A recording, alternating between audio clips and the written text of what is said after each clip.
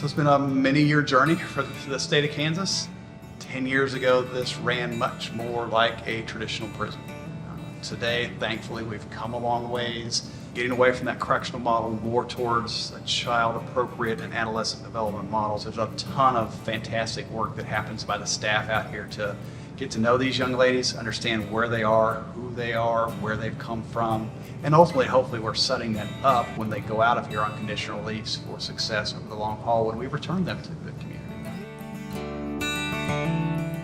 As the PbS statewide coordinator, I assist the facility in utilizing the PbS data to make improvements in the facility. So we started paying attention to our data and seeing where we were struggling as a facility. Basically just seeing the numbers and where we measure just opens your eyes.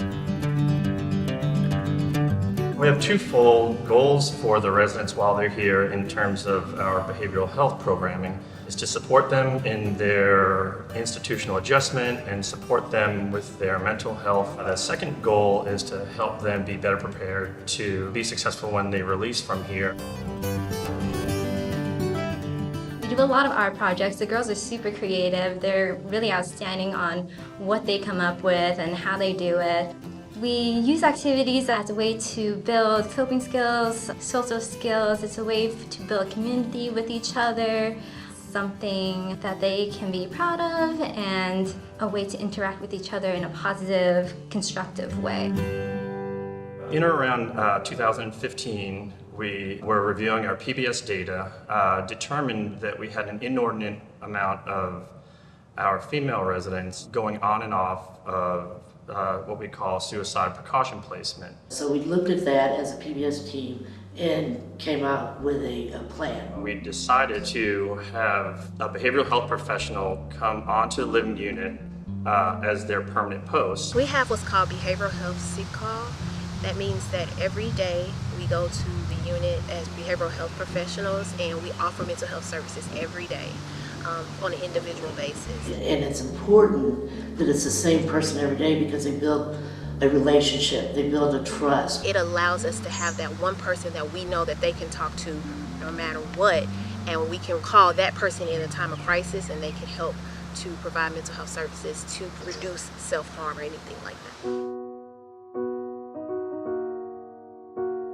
We started talking about what does it mean for our staff to have healthy, appropriate relationships with the girls who are here. Because that's a developmental need for young girls, is to have a relationship with an appropriate adult role model. I think that when you build relationships with any youth, then they learn that there's people here I can talk to, there's people here I can trust. All staff are trained as far as mental health goes. They know what to look for. So we all work together as a facility to always be on the lookout. I try to check in with every student when they walk in. Is it their normal or is it not? And if it's not their normal, you need to dig a little deeper.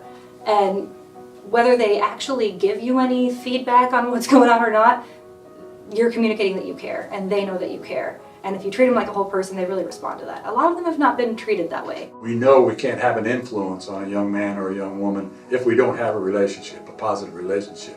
And so we build rapport slowly, so much so that they can trust us if ever they get to that situation where they feel like there's no out. They show us support by caring, listening if we need to talk about anything that's going on. They ask us questions. I feel like if I know them and they know me, then we have a better way of working things out. By the end of 2016, after 2 data collection periods, we reviewed the data, and what we realized is that by engaging with the youth every day and making staff available for support, we have found a great deal of success. You know, so many of our young girls come to us having been stripped of power and control. And in a facility like ours, where many choices are predetermined, we talked with staff about how we can empower the young ladies who are in our care. Do we have the flexibility to allow girls an opportunity to still make their own choices at times? Maybe it's just something as simple as where they choose to sit in a room. And I think as the young ladies learn to make those decisions appropriately, they start to gain more confidence in their ability to make decisions that are healthy for them and for their future. The longer they're here, the more they start to feel it, and they become empowered to know that the future isn't bleak. I can do this. Kansas has been a participant in PbS for well over a decade. It is vital to understanding where we've come, how far we've come, but where we still need to make an additional progress. Our goal is to not see these young people in our adult side of our organization. Ultimately, if we're successful with most of those young ladies, we can take a lot of pride that we've actually done a service for kids that so many other systems have unable to meet their needs, unwilling sometimes it feels like to us to meet the needs. Well, we're taking those kids and we're making a real difference with young people nobody else could reach.